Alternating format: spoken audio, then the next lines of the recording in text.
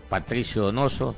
Bienvenido, señor ministro, buenos días. Bien, acá estamos en Guayaquil, Ecuador continental, con una temperatura de 23 grados centígrados, una humedad de 22%, cielo guayaquileño de a poco abriéndose y, como siempre, con energías positivas, buenas vibras, diciéndole cómo está la situación, y Johanita comienza este diálogo con usted. Gracias, economista. Ministro, muy buenos días, gracias por estar aquí en Caché Noticias y Opinión. Y justo antes de irnos a la pausa estábamos haciendo un balance también, ya una semana de manifestaciones, y esto ha afectado a los trabajadores. ¿Cuál es el balance, el informe que como ministro de Trabajo usted posee? Muchas gracias, Joana, les saludo muy cordialmente, y por supuesto a Clever igual. Un gusto conversar a través de Caché en Guayaquil a nivel nacional.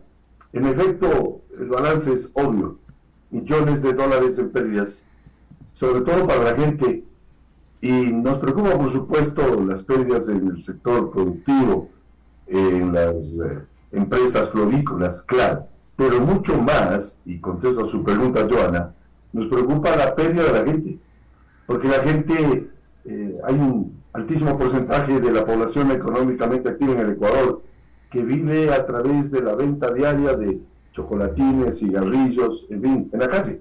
Y usted en Guayaquil lo ve todos los días. Y aquí en Quito igual, y en todas las ciudades del país. Los informales, si no venden ese día, no comen o mal comen, estimada Joana. Y por supuesto, este paro, que ya va para el 8º día, el día de hoy, ha provocado que muchos no puedan comer. Y suena dramático, pero es la verdad. Y usted tuvo que movilizarse hoy, usted, Joana, usted tuvo que movilizarse hoy desde su casa a las instalaciones de la Radio Caché. Lo mismo Clever Chica. Pero ustedes tienen vehículo, ustedes tienen facilidades. Las dificultades en Guayaquil son de hecho menores que en Quito en cuanto a la paralización de caminos, carreteras y calles. Aquí en Quito la cosa es muy complicada porque mucha gente vive en los valles y no puede llegar a su puesto de trabajo. Le voy a contar un caso que grafica la situación. Hay un ciudadano que no tiene dos brazos, se llama Jaime Mejía, y lo ubicamos todos los domingos en el estadio. Él, sin sus dos brazos y colgado una maletita en su cuello, vende chocolatines en el estadio los días en que hay fútbol. Y los que no hay fútbol, vende esos chocolatines en la terminal Quitumbe, estimada Joana. Pues hablé con él. Él no ha podido vender un solo chocolatín porque no puede llegar a su sitio donde está normalmente ubicado. Y así hay miles de casos de ciudadanos, no estoy hablando de robots, estoy hablando de ciudadanos que no han podido trabajar. Y usted me dice, como ministro de Trabajo, ve su balance. El balance es que hay mucha gente afectada, muchísima gente afectada. Y no me quiero referir exclusivamente a los 2 millones de dólares diarios que pierde el sector floricultor, y no me quiero referir a los 3 millones de dólares diarios que pierde el sector turístico. Me estoy refiriendo a la gente que no puede llegar a su puesto de trabajo, a la gente que no puede, los niños están sin estudiar presencialmente, y por supuesto voy a entrar a un campo mucho más grave, si me permite, Joana. Ministro, sí, solamente una pregunta más. ¿En cuántas provincias se ha pedido a las instituciones que decidan si se mantiene la forma presencial o virtual en el trabajo?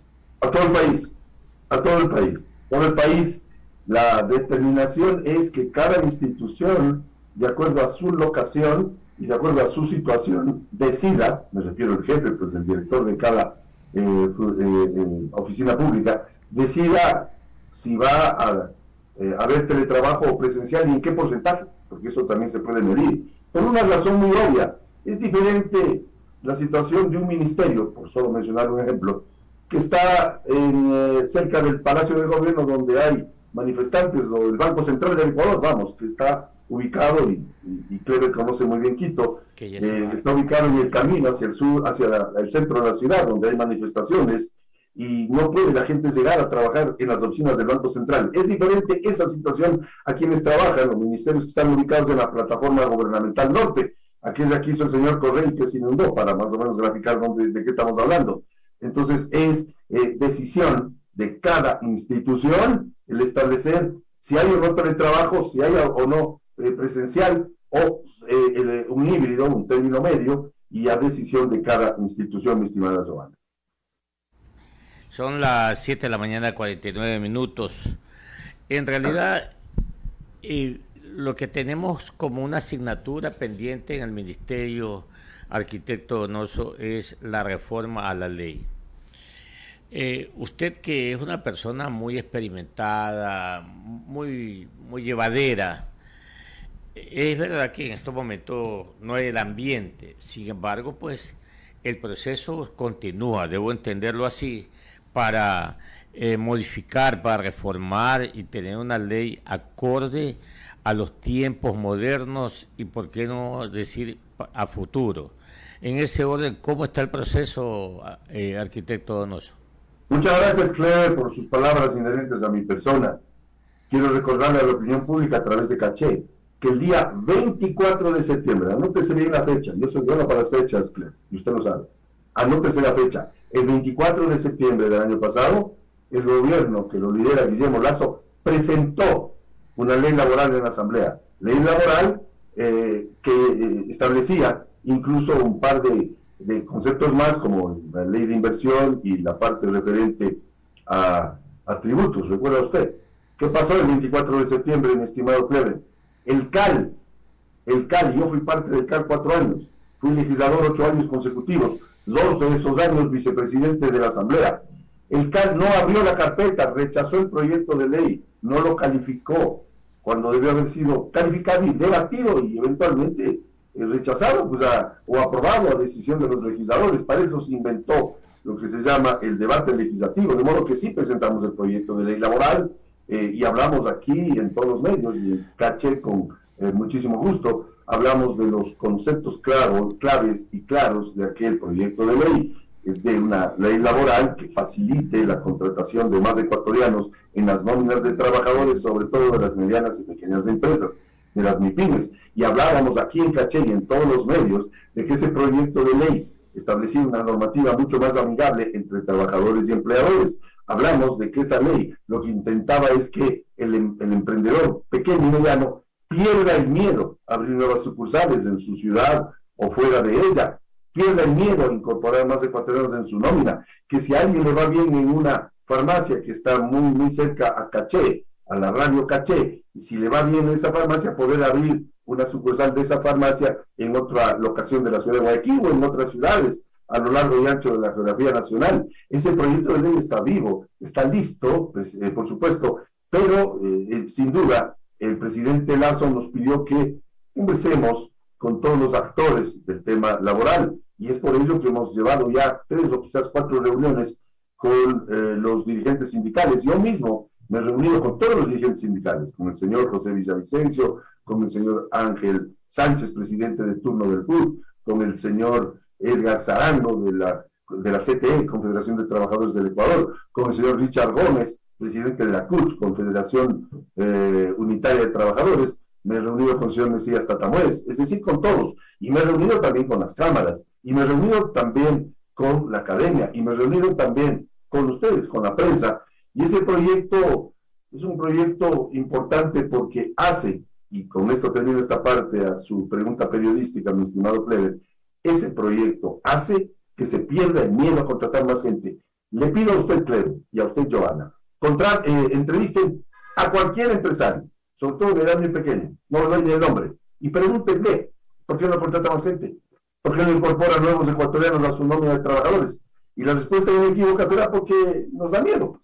Porque la ley laboral, la actual, el Código del Trabajo, no es solución, es demasiado rígida esa normativa, a tal punto que no crece la generación de la oferta de empleo. Y cuando enviamos a la legislatura otro proyecto de ley referente a la inversión, particularmente este fue archivado sin esa posición lógica de un legislador, y yo sí he sido legislador, de debatir un proyecto y poner las cosas que uno cree en el texto, en el articulado. Mire usted, 87 voluntades archivaron el proyecto de inversión y no posibilitó que se dé aquel axioma o aquel principio de más inversión más empresas, más empleo, más empleo. Y no se dio, porque lo archivaron. Y si esas 87 voluntades, estimado Clever, creían que el texto debería ser de forma diferente, pónganlo a través del debate legislativo. Para eso se inventó el debate legislativo. No existe ley perfecta todo es perfectible, pero archivar el proyecto de inversiones, recién nomás en marzo, no calificar el proyecto laboral con el de inversiones en el 24 de septiembre del año pasado, eso es ser indolente frente a 5.7 millones de ecuatorianos, repito la cifra, 5.700.000 ecuatorianos que están o desempleados o subempleados o viven en la informalidad. Estos paros no son solución, nunca lo han sido. Es el diálogo al que invita siempre el presidente Lasso, por supuesto, pero eso de paralizar y de impedir que la gente vaya a trabajar, que acceda a su lugar de trabajo, o los informales a tener la posibilidad de un cachuelo o de una chamba, como decimos los quiteños, los serranos, en ese día, es imposibilitar el vivir, el tener opciones y oportunidades de vida. Esa es la verdad, mi estimado Clever, y he sido absolutamente claro en mi exposición. Acá en Caché Noticias, señor arquitecto Patricio Donoso, ¿en qué se sustentan los grupos sociales al calificar este proyecto de reforma a la ley de trabajo, diciendo que lo que se propone es precarizar el trabajo? ¿En qué se sustentan, ministro? Siempre me he preguntado eso, y el presidente Lasso suele tener una frase que la copio: nada es más precario que no tener empleo.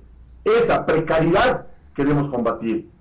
Pero hay el discurso ese de que se quiere precarizar. ¿Dónde está la precarización, estimado Clever? Si el proyecto de ley mantendrá sin duda alguna 13º sueldo, 14º sueldo, vacaciones, fondos de reserva, afiliación a la seguridad social, poder acceder a un préstamo hipotecario y prorrogable. ¿Dónde está la precarización? Y estamos defendiendo los derechos de los trabajadores, porque aquellos que se mantienen a través de la normativa denominada Código del Trabajo, mantienen también todas las ventajas de los trabajadores. Y está bien, nosotros defendemos a los trabajadores y mantendrán su 13º, 14º sueldo, vacaciones, fondos de reserva y la afiliación a la seguridad social, que sí la tienen. En tanto, los otros, aquellos que no tienen empleo, no tienen el principal derecho del ser humano, después del derecho a la vida, por supuesto, es el derecho al trabajo. Por lo tanto, les digo así, y les he dicho abiertamente: nosotros defendemos los derechos de los trabajadores, pero también defendemos los derechos de los no trabajadores, de aquellos que no tienen empleo. Y ya basta de que unos pocos que tienen empleo, porque son pocos, son 3 de cada 10 ecuatorianos que conforman la población económicamente activa, que tienen empleo. Y vaya usted a saber el número de sindicalizados en este país, estimado Clever. ¿Cuántos son? Son no llegan al 3% de la población económicamente activa, los sindicalizados. Y esos sindicalizados, a través de sus dirigentes, los dirigentes de los sindicatos, son los que se oponen a una normativa menos rígida que posibilitaría la contratación de nuevos ecuatorianos en los roles de pago de las empresas, sobre todo las medianas y pequeñas, que son o deberían ser las grandes generadoras del empleo. Por tanto, la respuesta a su pregunta es: pregúntele usted, ¿de dónde sacan esto de la precarización? No existe tal precarización, porque no se precariza ningún derecho de ningún trabajador. Se mantienen, escúchenme bien, todos los derechos de los trabajadores, pero se añaden derechos similares a los que hoy no tienen empleo. El primer derecho, el derecho al empleo. Y finalmente, arquitecto Donoso, hoy vence el plazo de 48 horas que han dado las organizaciones sociales al señor presidente Lasso. ¿No le parece a usted, arquitecto Donoso, que estos movimientos de carácter social deben de observar algo, ¿no? No el plazo, sino la búsqueda de un diálogo, el encuentro a través de una mesa donde las cartas se pongan encima de ella, pero de una forma transparente, pensando que el Ecuador es un país con muchas limitaciones, y hay que hacer los pedidos, las aspiraciones, y con pedidos alcanzables, realizables. En ese orden, usted que tiene sangre liviana, como digo yo, de pronto ha conversado con representantes de los grupos sociales y buscar un acercamiento para sentarse en una mesa con el presidente de la República y evaluar, hacer las evaluaciones del caso, los análisis profundos de los pros y los contras para el país y buscando siempre el beneficio para todos los ecuatorianos. Usted, de pronto, arquitecto, repito, ¿ha logrado conversar con alguno de ellos? He hablado con los dirigentes sindicales, en efecto, quienes me han manifestado unos que se unirán al paro y otros que no.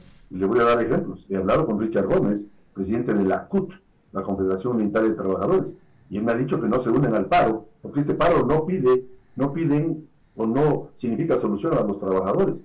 He hablado con el señor Edgar Zarango también, que es el presidente de la CTE, Confederación de Trabajadores del Ecuador, y con el señor Miguel García, que es un importante y antiguo dirigente sindical. Hay otros que han dicho que sí van al paro, y he hablado con ellos también. Y yo he tratado pues de hacer entender que no existe un detonante, como en efecto existió, y lo dijo el presidente en octubre del 2019, que era el haber subido la gasolina. Le voy a pasar un dato, Heber, a usted y a toda la opinión pública que escucha Caché Radio. El Ecuador tiene el segundo precio más barato de gasolina en América. El segundo precio más barato de gasolina en América. Y estamos dolarizados, ¿no? Estamos dolarizados. Mire, el Código del Trabajo data de 1938. Y resulta que no tienen el típico, respondo a la pregunta anterior, el típico discurso de que queremos precarizar todo porque sabemos que el Código del Trabajo no ha sido solución. No lo fue en la crisis del fenómeno del niño, recuerda usted, hace 20 y pico de años. No fue solución. Tampoco fue solución cuando el terremoto de abril 16 del 2016. Y tampoco fue la solución de pandemia. Y cuando buscamos una solución, pues se oponen con la famosa frasecita equivocada de que queremos precarizar. Repito, no queremos precarizar nada. Al contrario, queremos luchar contra la precarización, que es no tener empleo. Lo que pasa es que hay discursos del siglo pasado, mi estimado Clever, y se los he dicho a ellos, del siglo pasado que ya está pasado de moda, pues ya basta, estamos viviendo ya 22 años del siglo XXI, ya casi un cuarto de siglo, por lo tanto, modernicemos. Y con respecto a lo otro, déjeme decirle algo, Clever. El 11 de abril del año pasado, el que ganó las elecciones se llama Guillermo Lasso, y ganó con mayoría absoluta de votos. Por lo tanto, es el presidente Lasso el que pone la agenda, porque es el que ganó las elecciones, es el presidente electo en forma democrática y de forma constitucional. Y ese presidente está abierto al diálogo, pero no se puede venir acá a imponer agendas. ¿A cuenta de qué? Pues lo que hay que hacer es dialogar y atender los pedidos que puedan tener algunos aceptables, otros no. Por ejemplo, el tema de la gasolina, acabo de mencionar.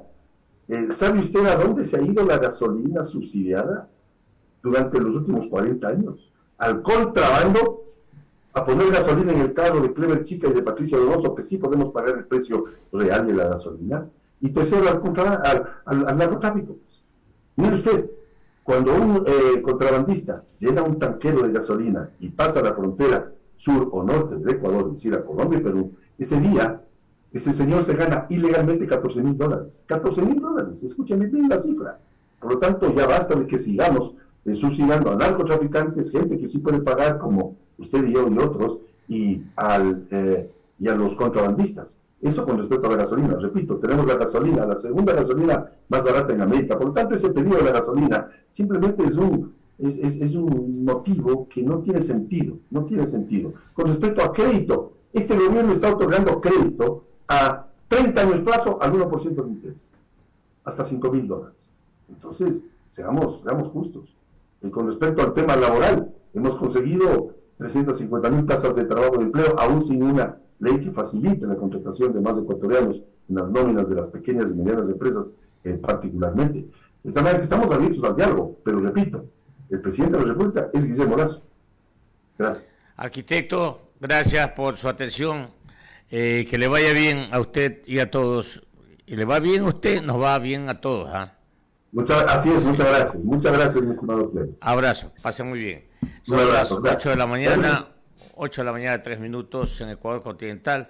Nosotros agradecerles a todos ustedes con nuestro equipo de producción encabezado por Kimberly García, Virón González, el ingeniero de sonidos, don Hugo Romero, mi compañera Joana Ramos.